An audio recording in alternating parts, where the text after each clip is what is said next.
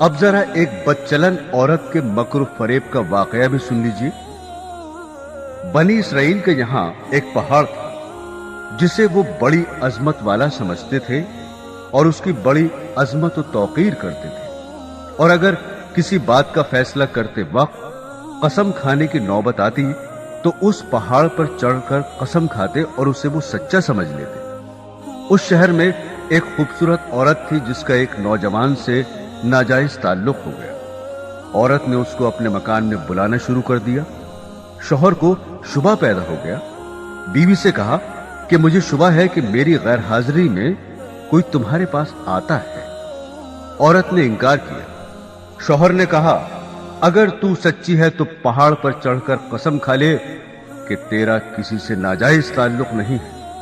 عورت نے کہا ہاں، میں کل پہاڑ پر چل کر قسم کھانے کو تیار ہوں۔ ادھر اس نے اپنے آشنا سے کسی طرح چھپ کر یہ کہہ دیا کہ کل تم پہاڑ کے نیچے ایک گدھا لے کر کھڑے رہنا، میں اور میرا شوہر پہاڑ پر چڑھنے کے لیے وہاں آئیں گے اور میں شوہر سے کہوں گی کہ پہاڑ پر چڑھتے ہوئے میں تھک جاؤں گی، اس بہانے تمہارا گدھا کرائے پر لے کر میں اس پر سوار ہو کر پہاڑ پر چڑھوں گی۔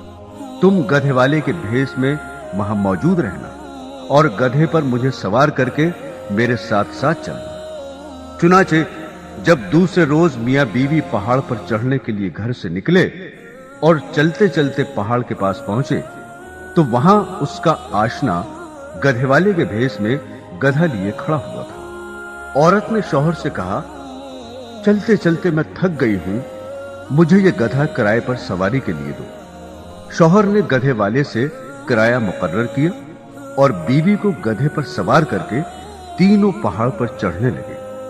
جب وہ جگہ آئی جہاں لوگ قسمیں کھاتے تھے تو اس مکار عورت نے اپنے آپ کو گدھے سے نیچے گرا دیا اور اس گرنے میں اپنی رانے وغیرہ قابل سطر بدن بھی ننگا کر دیا اور ایسی صورت پیدا کر دکھائی کہ شوہر نے یہی سمجھا کہ گدھے سے اتفاقاً گر گئی اور گرتے ہوئے اتفاقاً ننگی ہو گئی ہے۔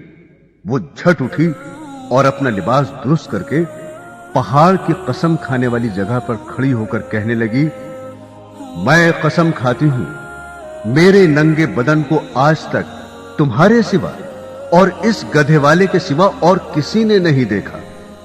شوہر مطمئن ہو گیا کیونکہ اس نے یہ سمجھا کہ اس گدھے والے نے اسے گدھے سے گرتے ہوئے اس کا ننگا بدن اتفاقاً دیکھا۔ تو دیکھا آپ نے، عورت جب مکر و فریب پر آ جائے تو ایسی چالاکیاں دکھا کر شوہر کو بے وقوف بنا دیتی ہے، لیکن یہ پتہ نہیں کہ آج یہ گناہ کسی مکر و فریب سے چھپا بھی لیا اور کسی کو پتہ بھی نہ چلا تو کل قیامت میں یہ بات نہیں چھپے گی، اس لیے کہ اللہ کو سب کچھ معلوم ہے۔ اللہ سے کوئی کام چھپا ہوا نہیں، دنیا والوں سے چھپ سکتا ہے لیکن اللہ تعالیٰ سے نہیں چھپ سکتا، اور اللہ کے نبی صلی اللہ علیہ وسلم نے اس کا عذاب بتا دیا کہ ایسی عورت سینے کے بل جہنم کے اندر جلے گی۔